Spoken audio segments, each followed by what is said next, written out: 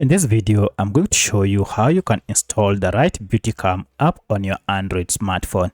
If you find this video helpful, please like and subscribe to this channel. Alright, to get the right BeautyCam app, you need to go ahead and look for this Google Play Store app on your Android smartphone. If you tap on it, you'll see we have an option to search for your app using this search bar.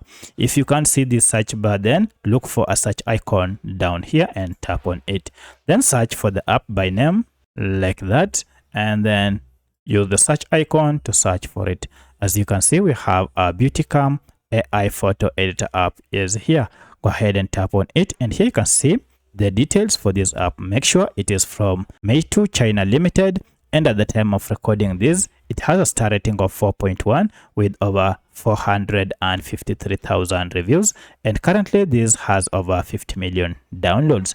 At the time you're watching this, these numbers might have changed. Currently the app is averagely 122 MBs. To get it, go ahead and tap on install, and this will go ahead and download the latest version of BeautyCam AI photo editor app on your smartphone. Then install it on your phone. Once it has been installed, you can proceed and open it from here.